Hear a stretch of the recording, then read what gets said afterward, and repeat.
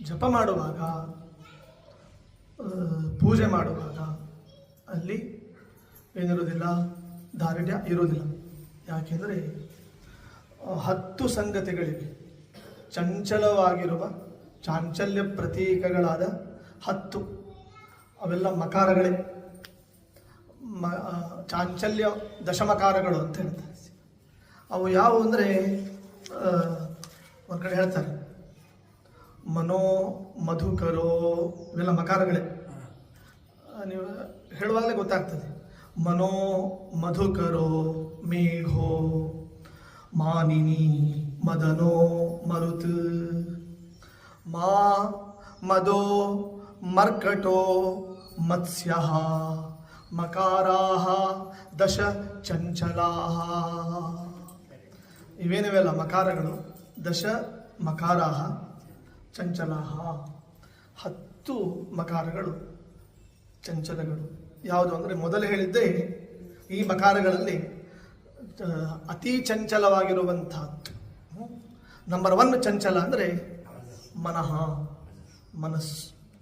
ಎರಡನೇದ್ದು ಮಧುಕರ ಅಂದರೆ ಜೇನು ನೊಣ, ಅದು ಒಂದು ಕಡೆ ಇದ್ದಲ್ಲಿ ಇರುವುದಿಲ್ಲ.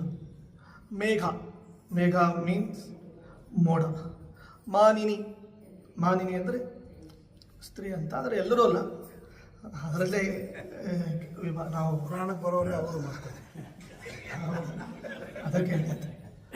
ಅಂದರೆ ಮಾನಿನಿ ಶಬ್ದಕ್ಕೆ ಅರ್ಥ ಹೇಳಿದ ಭಾಗವತದಲ್ಲಿ ಅದಕ್ಕೆ ಚಂಚಲ ಬುದ್ಧಿ ಅಂತಲೇ ಅರ್ಥ. ಅದಕ್ಕೆ ಮಾನಿನಿ ಶಬ್ದಕ್ಕೆ ಅನ್ಯಥಾ ಬುದ್ಧಿ ಶೈವ ಸ್ತ್ರೀ ಪ್ರಕೀರ್ತಿತ ಅಂತ ಅಲ್ಲಿ ಹೇಳಿದ. ಕೇಶವೇ ಅನ್ಯಥಾ ಬುದ್ಧಿ ಅಂತ.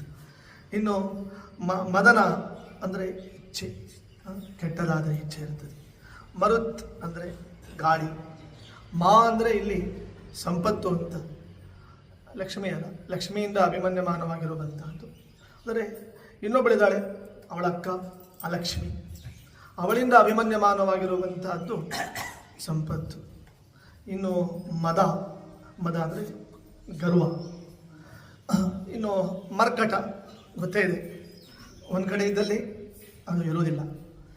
ಮತ್ಸ್ಯ, ಮತ್ಸ್ಯ ಅಂದರೆ ಮೀನು, ಮೀನಿನ ಹೆಜ್ಜೆ ಅಂತ ಹೇಳ್ತಾರೆ. ಮೀನಿನ ಹೆಜ್ಜೆಯನ್ನು ಗುರುತು ಹಿಡಿಯಲಿಕ್ಕೆ ಸಾಧ್ಯ ಇಲ್ಲ. ಹೀಗೆ ಇವು ಮಕಾರಾಹ ದಶ ಚಂಚಲಾಹ. ಈ ಮಕಾರಗಳು ಚಂಚಲವಾಗಿರುವಂತಹದ್ದು. ನಾನು ಇದನ್ನು ಯಾಕೆ ಹೇಳಿದೆ ಅಂದರೆ, ಇವುಗಳಲ್ಲಿ ಚಂಚಲವಾಗಿರುವಂತಹ ಈ ದಶಮಕಾರಗಳಲ್ಲಿ